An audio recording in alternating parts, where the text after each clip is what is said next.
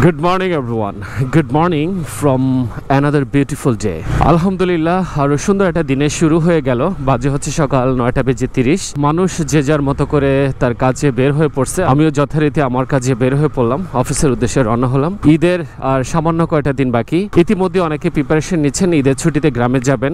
গত ঈদে আমার মতো অনেকে আছেন যারা গ্রামে যেতে পারে নাই, আবার অনেকে গিয়েছেন। বাট কোরবানি ঈদটা একটু স্পেশাল সবার কাছে, কারণ কোরবানি ঈদের অন্যতম আকর্ষণ হচ্ছে পশু কোরবানি, গরু কোরবানি। ঈদের আগে বিভিন্ন ধরনের হাট বাজারে ঘোরাঘুরি করতে আসলে ভালোই লাগে, খারাপ লাগে না। তখন একটা জমজমাট ব্যাপার থাকে, চারদিকে মানুষ গরু কিনে নিয়ে আসে, গরুর হাটে যায়। সত্যি বলতে এটা অন্যরকম একটা আমেজ। যারাই এই ঈদে গ্রামের বাড়িতে যাওয়ার প্রিপারেশন নিচ্ছেন বা নিবেন, গত ঈদের কথা নিশ্চয়ই আপনাদের মনে আছে। অনেকেই নিরাপদে গ্রামের বাড়িতে গেছেন গত ঈদে, বাট অনেকে যেতে পারেন নাই। অনেকের বাড়িতে ঈদের আনন্দের পরিবর্তে ছিল শোকের ছায়া।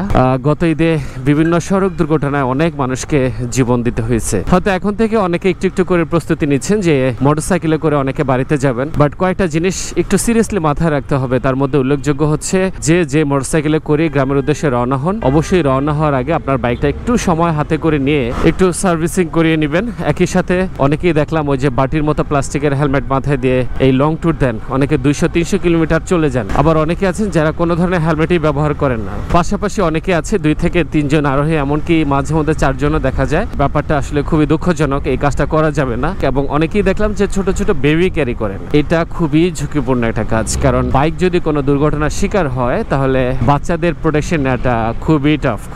তারপরেও যারা একেবারেই নাছোড়বান্দা যাবেনি, অবশ্যই আপনারা বাচ্চাদের কিছু বেল্ট পাওয়া যায়, বেবি বেল্ট পাওয়া যায়। এটা ঢাকার বিভিন্ন এলাকায় যারা ঢাকায় আছেন তাদের উদ্দেশ্যে বলতেছি, বিশেষ করে নিউ মার্কেট সহ এই টাইপের কিছু এলাকা অবশ্যই বাচ্চাদের বেল্ট পাওয়া যায়। সেটা আপনার বডির সামনে কিংবা পিছনে আপনি একটু নিরাপদভাবেই ক্যারি করতে পারবেন। এই ছোটখাটো ব্যাপারগুলো আপনাদের সাথে শেয়ার করার একটাই কারণ, যখন নিজের চোখে দেখি বা বিভিন্ন টিভি চ্যানেলে অ্যাক্সিডেন্টের ঘটনাগুলো দেখে আসলে খারাপ লাগে। মানুষকে যখন কান্নাকাটি করতে দেখি, আহাজারি করতে দেখি, এটা নিঃসন্দেহে নিদারুণ। কারণ একটা নিউজ যখন পুরো বাংলাদেশে ছড়িয়ে পড়ে তখন কিন্তু এটার ব্যাড একটা ইম্প্যাক্ট সবার মধ্যেই পড়ে, একটা খারাপ লাগা সবার মধ্যে কাজ করে। সেই সাথে আপনি যখন এরকম ব্যস্ত রাস্তায় রাইড করবেন তখন ছোট ছোট কিছু টিপস আপনাকে মানতে হবে। যেমন অন্যান্য গাড়ির গতিবিধি আপনাকে ফলো রাখতে হবে, বাসগুলো কত স্পিডে চলছে, ইভেন একটু পরপর আপনাকে জাস্ট ন্যানো সেকেন্ডের জন্য মিররে তাকাইতে হবে। বাইকের স্পিড একদম অতিরিক্ত না, আবার একেবারে কমও রাখা যাবে না। আপনার অন্যান্য যানবাহনের সাথে একটা সাদৃশ্য বা সামঞ্জস্যতা রেখে আপনাকে চালাতে হবে।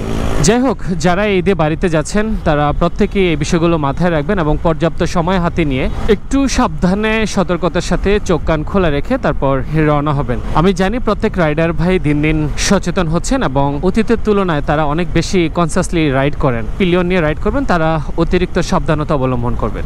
আগামী এই ঈদের আনন্দ আপনাদের সবার সুন্দর কাটুক, ঈদ ভ্রমণ নিরাপদ হোক, শুভ হোক প্রত্যেকের চলাচল। ভালো থাকবেন সবাই, আল্লাহ হাফেজ।